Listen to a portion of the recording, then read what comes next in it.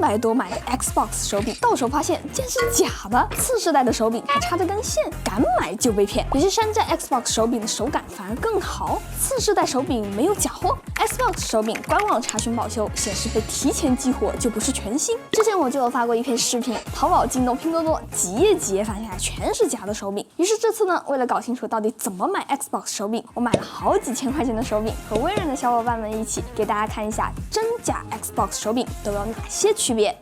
微软给自家的主机命名比较特别，不是叫3、4、5，而是叫 Xbox 360、One 和 Series。他们仨配套的手柄也恰恰是现在市面上最常见的。我身边的有一些朋友，他们就想要买手柄玩 PC， 但是对主机没有什么概念，为了省钱省事儿，很容易就买到低价的这些手柄。商家们往往打着微软官方授权的旗号，手柄号称原装正品，还说啥拒交智商税，非正品直接退。再往下看啊，居然还要揭秘黑心商家。这么良心的商家可不多见了，这不得买来试试看。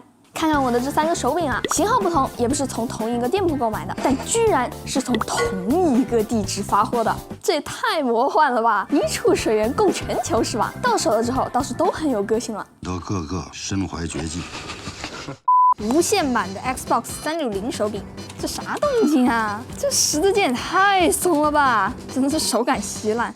考虑到 Xbox 360早800年就已经停产了，这个要么是组装的，要么是山寨的啊。一个手柄好不好用，除了手感，最重要的就是手柄上扳机和摇杆的精度。这是一个可以测试扳机线性和摇杆精确度的网站，也可以先看一下正常 Xbox 手柄表现如何。扳机线性，而且完全没有虚位，摇杆几乎没有死区，你哪怕是用手轻轻的点一下，也能被感应到。然而这个手柄呢，扳机虽然是线性的，不过大约有1/3的虚位，也就是说，如果你玩赛车游戏，这些部分都是白操作的。摇杆死区有点大，而且只有8个方向，真的非常离谱了呀！打 FPS 你怎么瞄准啊？有些弹幕游戏里面敌人是4项或者是8项攻击了，这岂不是只能一边被打一边还手？这个盒子都不知道是从哪里回收回来的，感觉比我的 XSS 还要再老。这个胶带贴的也太丑了吧！这个电池位居然没有电池。这个号称是原装 Xbox One S 手柄，价格更是惊天的离谱。2022，我买个 One S 手柄文艺复兴是吗？而且你懂的 ，Xbox One S 也停产了呀，全新手柄，这就有点离谱了哦。扳机和摇杆的手感就勉勉强强，死区这是什么鬼啊？就跟僵尸一样。摇杆的精确度和次世代正品就差太多了，说是卡成 PPT 不过分吧？看一下这个哦，次世代但大塑料 Series 手柄是没有有线版本的，所以说首先这个就是一个假的了。但是你别说啊，它这个磨砂做的是真的有那么一点点东西啊，外观上面起码学到了80%。给不清楚的小伙伴们说一下哦，这种塑料包装其实是在仿制 Xbox 360的手柄，打开一看居然还是有线。次世代的 Xbox 手柄就没有生产过有线版，所以有线版直接当假货处理。这个的扳机稍微是好了一些，但摇杆死区还是有，摇杆半圈画圆，肉眼可见的卡顿。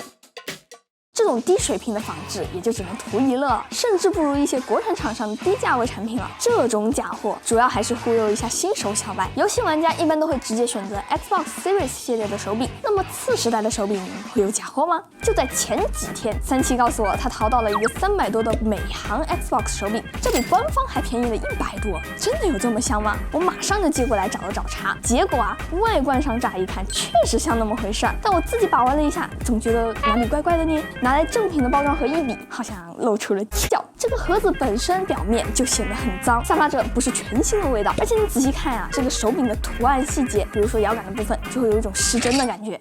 我也找三七要到了链接，好家伙，直接承认了美版换壳。但你又说是真品，你搁这儿呢？我用了几天之后，我就发现了更多的问题。这个西瓜灯啊，长得有点离谱，这是什么环保灯具吗？亮度也太低了吧！而且灯的亮面也很不自然，正品是带一点点渐变的。通上电，这个手柄的抖动也不太对，有一种非常刻意的感觉，傻震。简单测试了一下手柄的精确度哦，这个按键和扳机的手感啊，好像还真的是那么回事儿。它这个摇杆的精度呢是有些问题的，你看它中间就是纹丝不动的。换了一个真的来试一下了，中间就几乎就没有死区，非常非常的灵敏。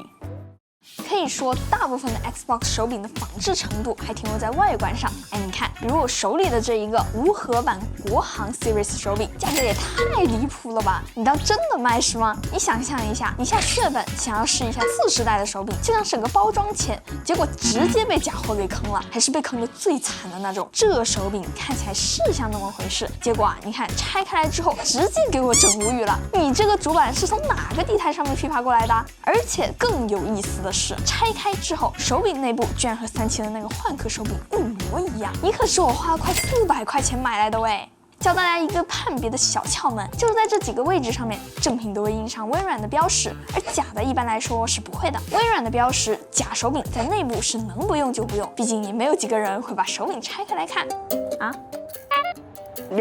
这种手柄外表做到了8、9成相似，内部完全就是乱来。良心点就回收上一代的主板，过分的直接东拼西凑一套芯片来糊弄你，性能就完全随缘了。这些商家就是用最垃圾的山寨，摆上最官方的价格来蒙骗广大消费者。你花上接近全新正品的钱，买到的却是一个外壳。你可能看到这个视频还会测试一下手柄的性能，但是大多数的消费者也没有对比，根本没有办法辨别真伪。